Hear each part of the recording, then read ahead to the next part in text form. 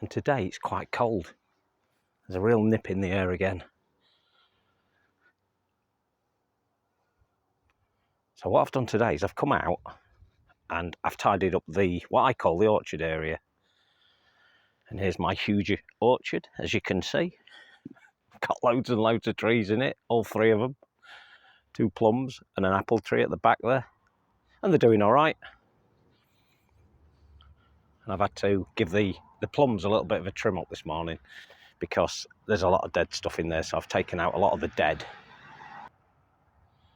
And what I've also done today is I've finally got to the back of this. Now this is where I kept a lot of my turf that I cut from out the borders. And I used to store it in here at the back end of the garden in the orchard under the trees. So I finally flattened that down. Now the other change you may notice is there is no longer a wildlife section here. If you remember, I had a load of branches that I took off the Corylus Avellana 3 years ago, and I put them all under this tree, and I've kept them here.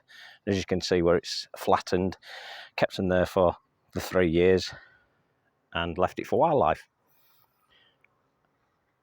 And what I've decided to do is put it to the back, because I still wanted to keep a little bit of wildlife area. I decided it would go into this back corner. I really struggle in this area because of the hedge and the height of the hedge and the scrappiness of the edge. But in the corner there is a forsythia, and this one here. And I usually chop this back down when it gets too tall, but as you can see, it's caused a bit of a gap there, really. So what I've done now to disguise that gap, I've planted this viburnum, and this is kind of my go-to viburnum for problem areas. And this is Viburnum iritidiphyllum, and I've seen this up to 15 foot. It's evergreen in most years, and it's one of the few that would survive a severe winter, in the UK anyway. Now the yellowing that you see there, that's just a sign that those leaves are going to drop. This is what it does. It's what evergreens do. They have to choose a time. Usually it's summer, to be honest with you. But this one's been in a pot. But I planted it this morning, and the reason I've planted it is because when you stand here then, that whole gap that you can see over there will be filled in over time. It can be quite a vigorous shrub sometimes, and other times it can linger, not grow very fast at all. But I'm hoping it'll grow quite quick and disguise that corner and give me a little bit more privacy in this corner, because just the other side, people walk along the path, and there's no wrong with that, but I like a bit of privacy, especially in this back area, because this is where I do most of the messing about with plants, because it's next to my nursery area.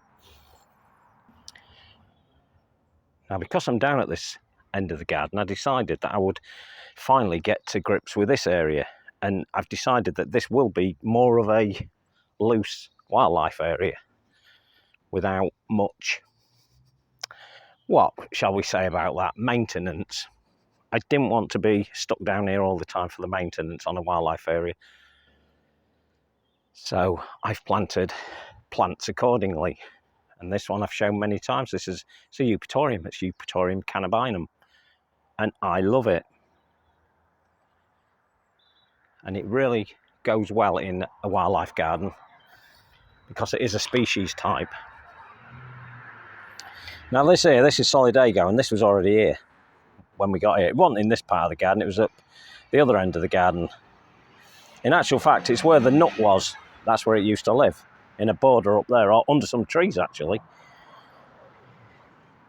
And I've put it there. Now it's only half the size it was 2 years ago, because I did move it, and I've moved it again this morning. We've also got leucanthemum in there. We've got 2 clumps of it. I've moved another clump in with the first clump that's against the fence. That's doing all right. And then I've had to rejiggle this buddleia, and this is the one I got in the summer from Bressingham Gardens, and it's called Bressingham Bountiful. But it's small enough at the moment to be able to move it quite regular. Now remember, okay, we're in November, but the soil is still warm and things are still growing quite well. Or rather they're not dying away as fast as I would have expected. So they're doing okay. So it is a good time to move stuff. That's exactly what I've done. Also, you may have noticed I've put one of my favourites, a miscanthus, in here. And this one is a larger type miscanthus. And it's called Grosser Fontan. And it does make quite a large clump, and it will want to fall forwards in certain areas. But it can also be quite upright. And the secret to getting it taller and more upright is not to feed it, to put it in a poor soil. Nevertheless, it would still require some sort of feed at some point. But that's in there now, so I think that's going to look really nice. And it looks good through the camera. So this afternoon, once I'd finished it, I took the mow through and cut it down. Got rid of all the straggly grass, especially around the second tree, which is that one over there. And it looks better now. And what I'll probably end up doing in that back area is, you can see there's a bit of a gap there that goes through to the neighbours. It's where all the cats come through, and Hamish tends to come through there. And I really need to do something about that. I need to close it off somehow. Probably just put another little hedging plant in there to take over. But that hedge is dominated by ivy that grows up. But ivy makes a good hedge as well, irrespective of what you may think. So what I'll do over time is I will grass that. Where the soil is, it'll be grassed over, and we'll just pretty much maintain that. Here's an old mower that was here since the day we got here. And what this does is it just shows you that there's a slab underneath. At some point I will dig this through to make it look a little bit neater, a bit tidier. But I do quite like the wildlife pile there. So it's a hope that the forsythia will grow and grow over it. As viburnum ricidiphyllum starts growing, it'll add more interest. Now I will have to mess about with the pruning on that viburnum over time, because it will want to be quite a big shrub, I suspect, over time.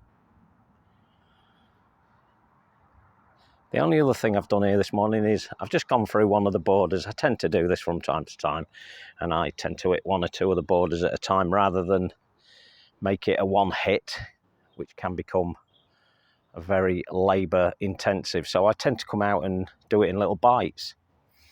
And that's what I've done on this border. And this border is what I call the orchard border. And it's looking quite nice.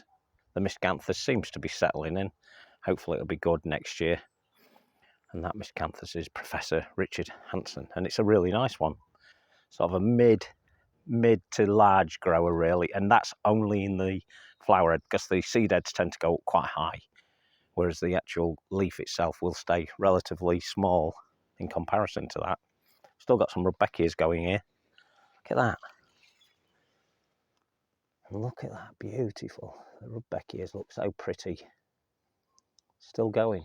What are we in, the second week of November now? And they're still there. Behind that I've got you may notice some yellowing leaves, and that's a rose. And that's a Rosa rugosa.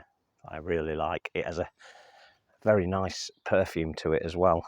And it is a bit of a monster, because it will bite you if you get too close to it. Once it gets bigger, it has 1,000 million spiny, thorny things on each one of those branches, and it will continue to do that. But it makes a very good hedge. If you want a hedge that's a very nice centered hedge, that would make a good hedge. Just got to remember not to fall in it. So that's what I've done today. Had a bit of a mess about. Just a bit of a mess about. I'm trying to take it easy because my shoulder is still playing up. So I'm trying not to do too much, but that's easier said than done. I came out today with the intention of having about maybe 2 hours, and I've been here, what, 5? But that's what we do. That's what us gardeners do. We're terrible. This miscanthus should look good over time, because I've been in the house today, sat down having a cuppa earlier, and I could see it from in the room, and it looked very, very nice indeed. So as it gets bigger and taller and more clumpier, there'll be way more of those seed heads on there. That'd be really nice. And I will have to continue to prune these gnarled looking, well, these two here, these are plums. And like I said, the back one is an apple, a yellow apple. That's quite nice as well. Been a bad year for the apples, to be quite honest, but the plums did rather well. But I will have to continue to prune these, and I like to prune them because I like to give them some gnarled shapes and some interesting shapes, and that's what you can do at this time of year because it's exposed itself now. There's no leaves to put you off, and you can quite easily see what needs taking out and what needs leaving, and that's what I've done today as well. And I actually added the bits that I took off it into the wildlife pile at the back, so it's looking nice. I like it. And we might as well just take a quick look at this. The sorbus looks nearly gone, nearly over. The leaves are about to fall off of it. And this one probably isn't going to be spectacular for at least 5 years. Now, I keep toying with the idea of putting some sort of a big archway over there. So between that post there and the post across the way there, I'm toying with putting some big archway.